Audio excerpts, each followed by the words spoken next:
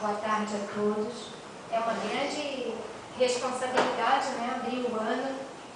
E feliz de ver que, apesar de ser um sábado de carnaval, a gente ainda está com a casa bem cheia, né? Muita alegria da gente estar aqui. E a gente quer desejar uma boa tarde, um bom retorno, que a presença de Jesus nos ilumine sempre e que a sua doçura possa adoçar a nossa vida, o nosso coração, a nossa tarde de hoje e o nosso estudo. Porque, como vocês sabem, né, eu não gosto de dizer que eu sou palestrante, porque eu não sei falar. Eu sei pesquisar. Até porque, pela minha profissão acadêmica, eu tenho que saber pesquisar, né? Então, eu sei pesquisar. E o que eu faço é pesquisar e trazer a pesquisa que eu faço para vocês. Com grande carinho, é verdade, mas é simplesmente pesquisa, né?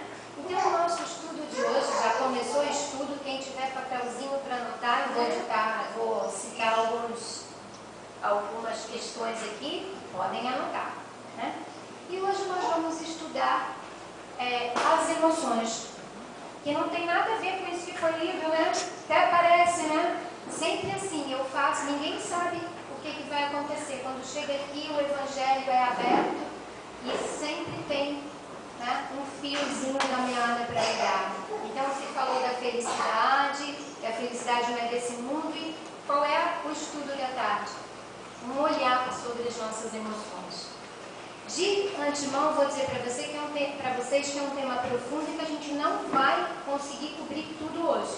A gente vai fazer a primeira etapa e depois a gente vai estar retornando e aprofundando esse tema ainda mais, tá? Então, vamos começar perguntando para vocês. Nós vamos bem devagar, começar do começo, tá? Nós vamos começar com uma pergunta básica. O que nós somos? Somos espíritos? Sim ou não? Sim, com certeza? Eu diria mais ou menos. Por quê? O espírito, né, ele não tem um corpo. O espírito, ele está livre. Nós somos almas. O que quer dizer isso? Nós somos espíritos encarnados, né, presos em um corpo material. Então a gente pode definir a alma como uma equação matemática. É a soma do espírito. O que é o espírito mesmo? É o princípio inteligente do universo, que foi criado por Deus, à sua imagem e semelhança. E esse espírito foi criado para que ele se aprimore, para que ele evolua, né? Então, a equação matemática é a soma do espírito mais a matéria, o corpo físico. É nessa matéria e corpo físico que a gente vem para evoluir, né? Então, o planeta é uma escola e a gente, nessa escola, passa por diversos laboratórios, fazendo experiências, né? Aprendendo e experimentando aquilo que a gente aprendeu. E aí, a gente vai fazer o quê? Evoluir, né? Que é o grande objetivo nosso. Então, nós somos a soma. A equação matemática é alma, que somos nós, espírito mais matéria. Bom, mas o espírito é totalmente sutil, é energia. A matéria, ela é grosseira. Ó, matéria dura, a gente não pode atravessar. Nós somos matéria. Apesar da gente ser uma matéria mais molinha, né? Existem vários tipos de matéria. Hoje já tem borrachas, né, siliconadas, que parecem o nosso corpo. A gente aperta, tem a mesma textura. E assim, vários tipos de matéria. Mas a matéria é muito grosseira. Como é que o espírito e a matéria vão se conversar? Como é que a gente vai fazer essa ligação desse espírito com a matéria? Essa energia tão sutil vai sensibilizar essa grosseira como? Então, para isso, surge o perispírito. Temos esse perispírito que é um elemento intermediário, é matéria, mas é uma matéria sutil, uma matéria Então, vai ficando, né, tipo aquela brincadeira, vai de telefone sem fio que a gente vai falando para um e vai passando para outro, é mais ou menos assim. O espírito aciona o perispírito que impressiona o corpo físico. E também, pasmem, também acontece o contrário, tá? Uma via de mão dupla. Também o corpo impressiona o perispírito que impressiona o espírito. Tá? Então, essa matéria intermediária, perispírito, é o que irá acompanhar o espírito quando desencarnarmos.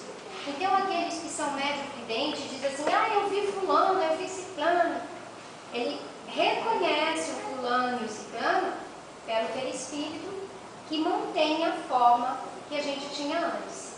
Dizem que quando a gente é bem evoluído, a gente até pode escolher a nossa melhor forma. Né? Claro, eu vou querer ter assim, a época que eu casei, meus 20 aninhos, né? Eu não vou querer aparecer assim, né? Feia como hoje, né? Enrugadinha, a gente vai escolher. Vamos trabalhar para poder escolher, né? A forma que a gente quer aparecer. Mas a gente é reconhecida por aqueles que a gente ama, que nos conhece. A gente é reconhecida. É o perispírito que mantém essa forma.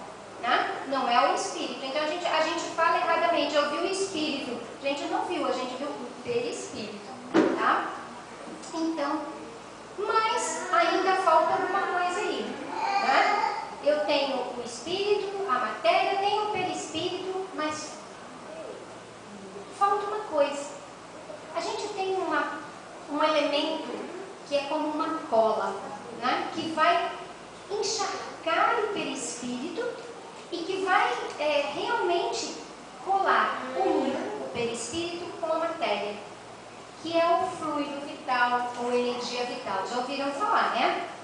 Também é muito conhecido como vitalidade. Então, quando a gente tem uma vida tranquila, tem boa saúde, a gente vai envelhecendo, o nosso corpo vai se gastando e a nossa energia vital, o nosso fluido vai também aos pouquinhos, né, enfraquecendo, essa colinha vai enfraquecendo e a gente acaba desencarnando por velhice, né, tranquilamente. Desgastou o corpo, gastou a cola, suave. Né? Normal, é isso que vai acontecer. Acontece em casos onde há uma quebra muito grande, onde o espírito se descola rapidamente no caso dos acidentes. Então, ainda existe energia vital permeando, né? E essa energia vai se escoar. Muitas vezes as pessoas entram em coma até para que essa energia vá se desgastando devagar, né? Em casos de envelhecimento acontece isso. Né? Por exemplo, a gente teve um acidente do nosso pai e ele era muito jovem. Então ele ficou em coma alguns dias e a gente teve a notícia que ele estava naquela situação para que ele teria que ter desencarnado na hora. Mas não aconteceu por quê? Porque pelo merecimento eles deixaram ele em coma para que esse fluido energético fosse drenando para que ele pudesse então fazer uma passagem tranquila. Vejam como é interessante, né? Então é essa cola com a qual o perispírito se encharca que vai fazer a união do corpo e da matéria. Bom, para que a gente está falando tudo isso, né? Porque a gente compreendendo bem essa questão, a gente vai compreender como é que o corpo influencia o espírito e como o espírito influencia o corpo. E aí a gente vai seguir até a questão das emoções um pouquinho mais para frente, né? Então, assim, tudo isso ocorre, como eu falei para vocês, para que a gente possa evoluir, para que a gente cumpra esse objetivo da criação, né? Então, a gente achou nessa busca, nessa pesquisa, uma representação, na verdade, porque é um desenho, bastante interessante sobre o desenvolvimento evolutivo, né? E essa relação, né, da influência física e espiritual na nossa vida. Eu achei tão legal que eu me arrisquei a desenhar para vocês. Tomei coragem e fiz aqui um gráfico. Eu vou mostrar a princípio, depois eu vou deixar esse gráfico penduradinho ali, tá? Também porque se alguém quiser fotografar, se interessar. Então, será que se eu falar sem o microfone vocês me escutam? Acho que sim, né? Porque eu quero mostrar bem o gráfico. Esse retângulo representaria o nosso desenvolvimento evolutivo, certo? Então, a necessidade da alma, ela é uma alma enquanto ela tem a necessidade de ir e vir, de aprender, né? Então, quando somos uma alma, nós iniciamos o nosso estágio evolutivo aqui embaixo e nós vamos evoluir nessa direção, que é esse traço rosa aqui. Então, a gente vai estar sempre em mente que a gente tem uma porção física e uma porção espiritual. Mas quando a gente começa o nosso processo evolutivo, a gente tem 99% de influência da matéria e apenas 1% de influência do espírito. Então, nós somos muito mais influenciados pela matéria quando a gente está nesse começo de evolução. Conforme a gente vai evoluindo, a coisa vai começando a mudar. A influência do físico, ela vai diminuindo. Até que quando a gente está quase chegando no estágio de evolução total, a gente não vai mais precisar reencarnar, né? Quando a gente sair dessa roda de encarnações, a gente lá vai estar com 99% do espírito dominando e a influência da matéria 1%zinho aqui no cantinho. Não é legal esse gráfico? Fica muito claro da gente entender que enquanto a gente está nessa necessidade, né, de estar voltando e aprendendo, a gente vai ter sempre os dois elementos. A gente vai ser sempre dual. E a gente vai ter sempre a influência dos dois, né? Quando a gente chegar aqui, a gente vai estar então no momento da gente liberar. Quem é o nosso grande exemplo que liberou, que não precisa mais disso? Jesus, perfeito. Quando a gente está assim no meio, ó, a gente sofre 50% de influência da matéria, 50% de influência do espírito. Daí a gente pode pensar, será onde que eu estou, né? Eu estou sofrendo mais influência da matéria ou estou sofrendo mais influência dos espíritos? Já passei dos 50, estou com menos de 50. Né? É bem legal isso aqui para a gente brincar e refletir um pouquinho. E aí, como disse a minha amiga aqui, nada é como um grampo de roupa que não deu jeito. Né? Então, fica aqui.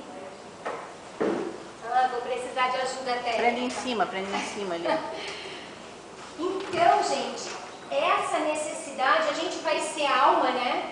Esse tempo, a gente vai ser alma porque a gente tem essa necessidade de aprender alguma coisa ainda. E a gente sofre a influência da matéria, né? Nem que seja 1%.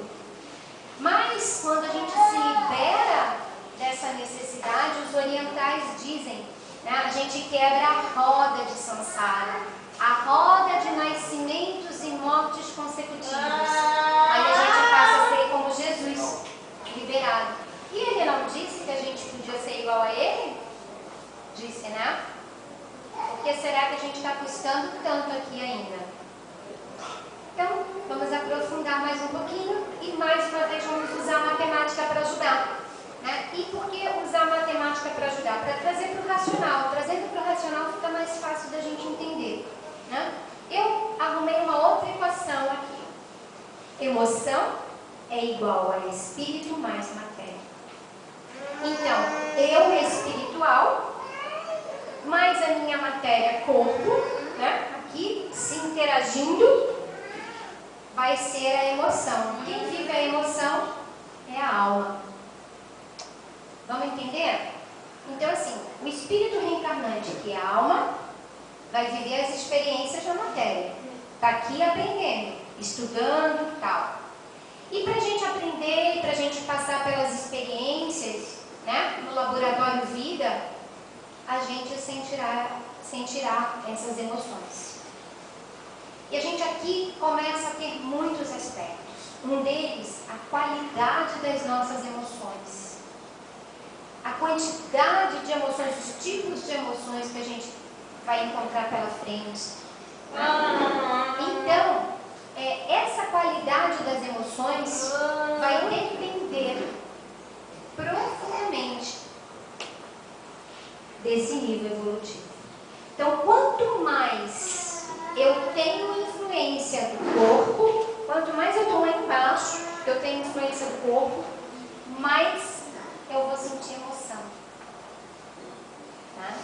Então, por exemplo, a raiva. A raiva é uma emoção? É.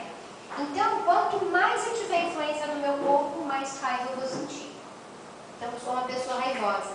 Essa é pra mim, tá, gente? Eu sou bem irritadinha. Não parece, né? Mas eu sou muito irritadinha. Mas é isso, porque a gente ainda está com muita influência do corpo. Tá? Então, o nível evolutivo é que faz essa diferença. Quer ver um exemplo prático? Chico Xavier. Quem viu o filme, quem leu a história do Chico, como é que o Chico foi na infância? A infância foi fácil? Foi moleza? Não, né? Uma infância dificílima. Sofreu muitos abusos mentais, psicológicos, mesmo físicos, porque tinha que trabalhar. Né? Se ele tem muita influência do corpo físico, ele teria muita raiva, juntaria muitas neuroses, e a gente poderia ter um psicopata em vez do Chico. Mas essa integridade física e mental do Chico foi mantida por quê? Porque ele tinha muito pouca influência da matéria. O que mais influenciava o Chico era o espírito. Né? Essa parte espiritual tinha muito mais força. Então a gente teve o nosso Chico. E aqui a gente entende casos que é muito fácil a gente julgar, né? Ah, porque é um assassino, porque é isso, porque é aquilo. Realmente a gente não vai justificar a atitude da criatura, mas a gente vai compreender e ser um pouco menos irritado, um pouco mais amoroso com as pessoas, quando a gente compreende essa influência. Imagina, né? Continuando no exemplo do Chico, imagina uma criança que, como o Chico, viveu tanto abuso, tanto sofrimento, foi tão maltratado. Né? Depois ele sai por aí como um serial killer, matando todo mundo. A gente entende, não aceita, né? Mas a gente não tem que julgar, a gente tem que orar por essa criatura. Porque com certeza, quanto mais ele é agressor, mais ele foi agredido. Né? Então a gente começa a mudar um pouco a visão. Né? Então assim, compreendendo ainda um pouquinho mais, né? O sentimento é o componente espiritual, né? Porque os sentimentos fazem parte do espírito, os sentimentos acompanham o espírito. Por exemplo, o orgulho. Eu sou muito orgulhosa, eu morri, o orgulho ficou aqui com o meu corpo ou foi? Foi. O espírito. Foi? Foi. Foi, então é de quem? É do corpo, não. Agora, aquela raiva, aqueles histerismos, aquela gritaria toda, vai ou fica? Fica, né? É do corpo, é o corpo que tem a boca para falar. Então, o componente espiritual, o sentimento, né, está atrelado. Então, o componente espiritual está atrelado ao espírito. Mas a matéria, ela só possui sensações físicas. O tato, o olfato, o paladar, né? Tudo isso, é um atributo do corpo. O corpo sente, o corpo produz essas sensações, prazer, né? O espírito, ele pode sentir vontade, ele pode ter desejo, mas ele não tem um corpo para sentir as sensações. A alma vive a emoção, então, sentimento e da sensação. Então, enquanto a gente é alma, a gente pode ter sentimentos e a gente pode ter sensações, juntar sentimento e sensação e ter emoção. O espírito. Não, né? Então eu gostaria de, antes de prosseguir, voltar aqui atrás um pouquinho. Naquela fala quando a gente diz assim, os espíritos têm desejos e vontades, mas não têm corpo. Não podem ter sensações. Então vamos trazer para o exemplo da Terra. Eu chego em casa todo dia deitado, cansado do trabalho, estou no meu esquinho, que não sei o quê. Não faço mal a ninguém, tal. Não falo mal de ninguém, só vou tomar meu esquinho no final do dia. Beleza. Desencarnou. Chegou lá no mundo espiritual, ele quer continuar a tomar o esquinho dele. Mas o que ele gosta? É do esquinho ou é da sensação que o uísque produz? É a sensação. No corpo físico que ele tinha. Lá no mundo espiritual, ele quer aquela sensação, mas ele não tem mais corpo. Aí danou-se, aí dá o problema, né? Ele não pode mais sentir aquela sensação. O barato, a ondinha, não vem mais. Não tem mais corpo para sentir. E aí? Aí eles acham uma opção. Sabem qual é a opção? Colar no outro, né? Então, eles acham alguém que esteja vivo, que tenha vitalidade, que esteja encarnado e que eles possam se colar. E aí eles se ligam tanto psiquicamente quanto até o próprio perispírito, né, do encarnado, e aí ele sente as mesmas sensações através do corpo do outro. Eles juntam mente com mente, psiquismo com psiquismo. E aí ele consegue sentir o que o outro está sentindo. E aí surgem obsessões, né? Mas obsessão não é por mal, eu não quero mal a ele, eu adoro ele. Ele é só meu amigo de farra. Né? Então às vezes a gente também critica os obsessores, pobrezinhos, não são todos ruins. Não querem cobrar, simplesmente querem participar da vida que eles não têm mais. E isso acontece porque a gente não se esclarece, não tem entendimento, né? E porque a gente mantém determinadas situações que a gente acha que essas situações não vão trazer prejuízo. Né? Porque essas sensações que a gente mantém nos trazem prazer. Né? Bom, definindo um pouquinho os sentimentos e para a gente poder ir compreendendo mais. O que é uma pessoa orgulhosa? Ela sempre carrega o orgulho consigo. O orgulho é assim, eu sou melhor que vocês, ponto B. Eu sou a última bolacha do pacote, pronto. Vocês não têm nada para me ensinar, vocês não têm nada para me dar, sou eu e eu melhor. Esse é o foco do orgulhoso. E o vaidoso? O vaidoso é bem parecido, né? Só que o vaidoso ele tem a necessidade de reconhecimento. Eu sou melhor, mas você tem que reconhecer que eu sou melhor. Não adianta só eu ser melhor. Eu quero louros, aplausos. Né? E o egoísmo? Aquele que é egoísta, o que ele diz? Qual é a frase que definiria o egoísmo? Primeiro eu, depois os meus, para os outros, nada. Não precisa. Dos outros, nada. Né? Então, primeiro euzinho. Depois os meus. Aí eu dou uma chance para aqueles da minha família, né? Depois os meus. E tirou dali daqueles meus, nada. Ninguém tem direito a nada. Tudo o que acontece, né? Está voltado para ele, está voltado aí nesse foco. E o ódio? O ódio é sempre uma mistura do amor, que é um sentimento muito puro, muito limpo, com vaidade, amor com egoísmo, amor com orgulho. Aí a gente começa a ver que os sentimentos eles vão se misturando. né? Em função até dessa questão aqui. Então, nós vamos misturando os sentimentos. O amor é um sentimento e vai conosco aonde quer que a gente vá, né? Se a gente reencarna em qualquer lugar, ele vem com a gente, se a gente já o tem. Se não, e se a gente desencarna, a gente também vai com ele, né? Difícil é a gente ter um amor puro. Geralmente a gente tem um amor com orgulho, né? Eu amo, mas eu amo com um pouquinho de orgulho, eu amo com vaidade, né?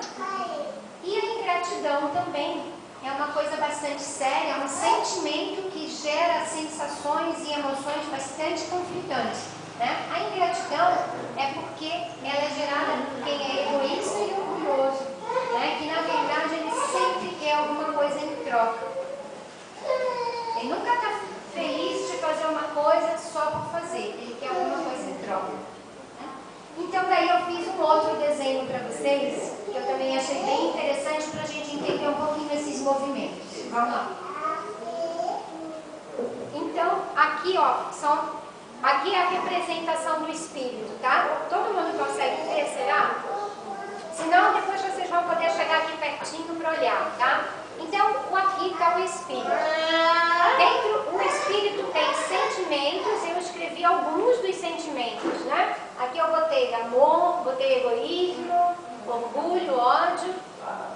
Então, esse espírito, esses sentimentos somados, então, as sensações são do corpo físico, né? Então, essas sensações somadas, vamos ter as emoções. A soma vai ser igual à emoção. Só que a gente vê aqui essa questão, né? Eu amo o amor puro, acho que aqui na Terra a gente ainda não tem, né? Mas, por exemplo, o amor ao marido ou à mulher, né? O amor dos nossos companheiros. O amor, ele é o sentimento. Quando a gente ama esse marido, eu vou falar marido porque, né, eu tenho marido, vocês façam a relação de vocês. Então, quando a gente ama o marido, a gente tem uma sensação, uma emoção. A emoção, o coração bate quando ele chega perto, quando a gente sente o cheiro, e aí a gente dá o nome a isso de paixão, né? E no corpo físico, o que acontece? Qual é a sensação no corpo físico que dá essa batida no coração? É o desejo. Então, desejo com amor, desejo do corpo, amor do espírito, vai dar paixão, vai dar casamento, né? Pelo menos é para dar. Mas, quando a gente ama, tem sempre que ter desejo? Não. E quando a gente ama um filho? O amor fraterno, ele não vem acompanhado do desejo, mas ele também vem acompanhado daquela sensação, né? Quando um filho chega, quando o filho abraça a gente fica elevada, né?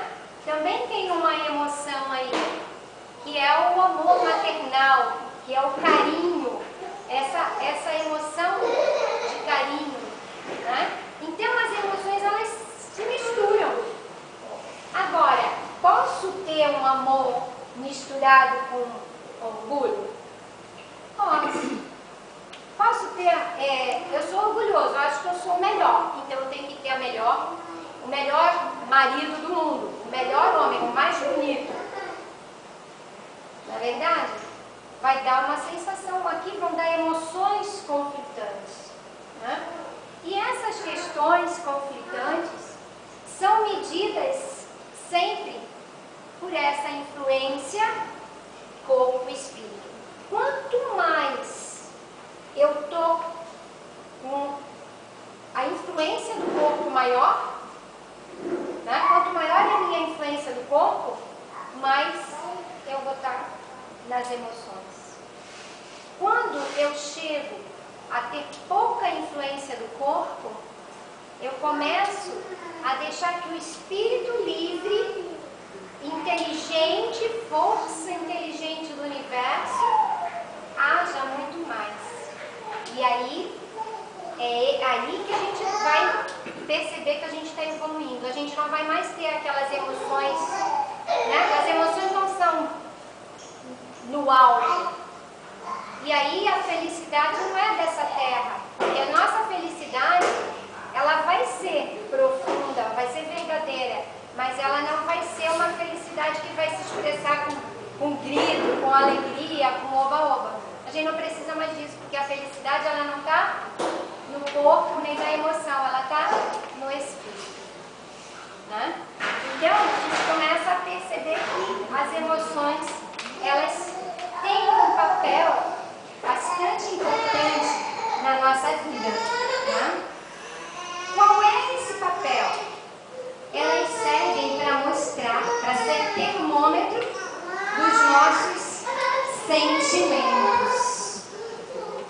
Então, quando a gente começa a usar a emoção como forma de observar como está o nosso sentimento, começa a advir clareza.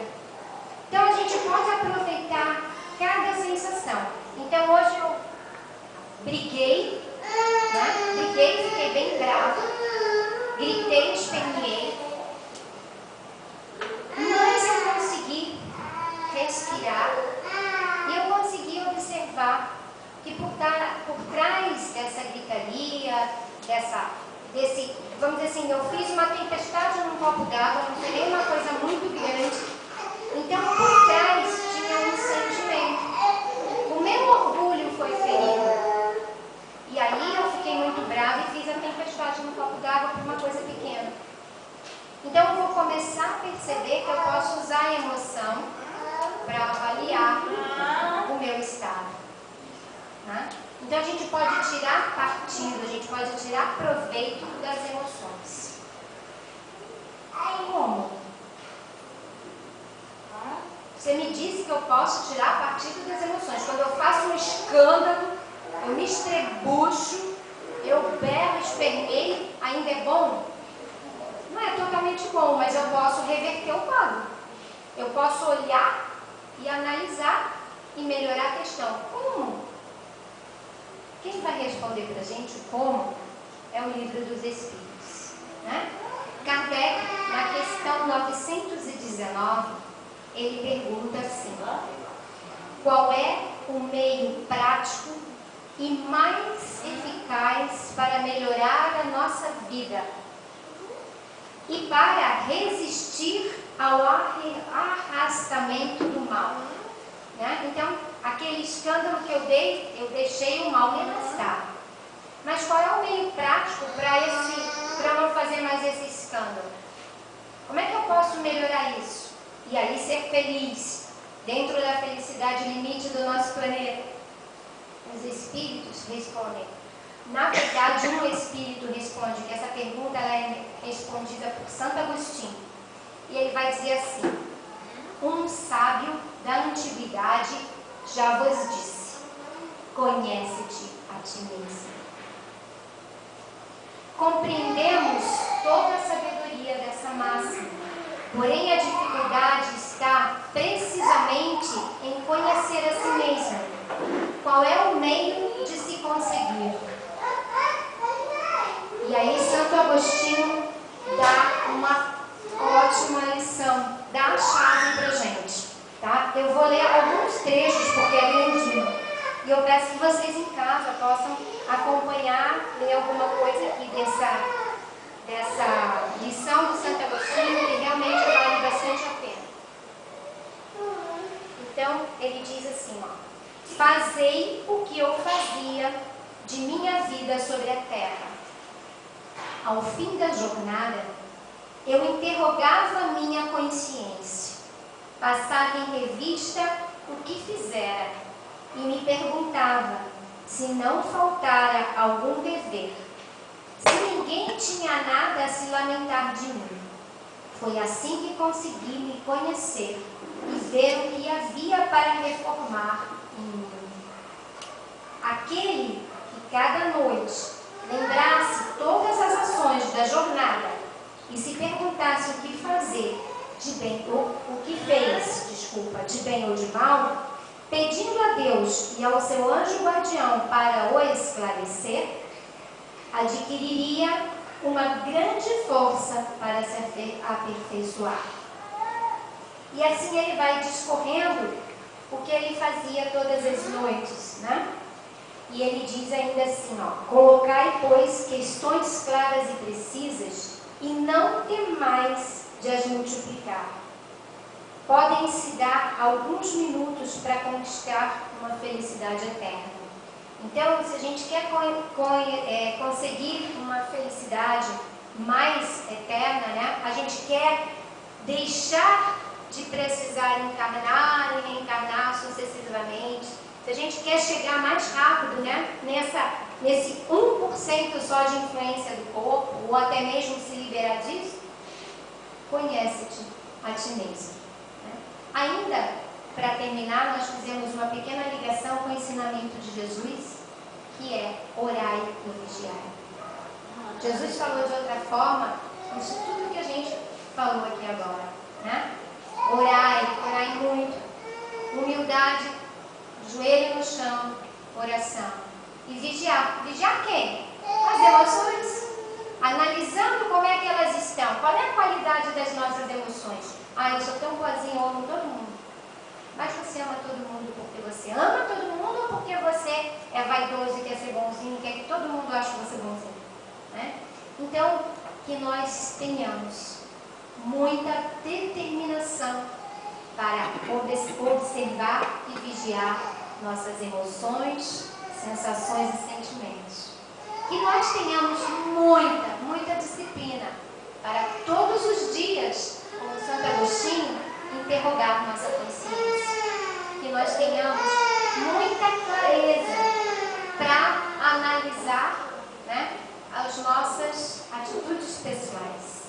E que tenhamos muita força para mudar essas atitudes que precisam ser mudadas.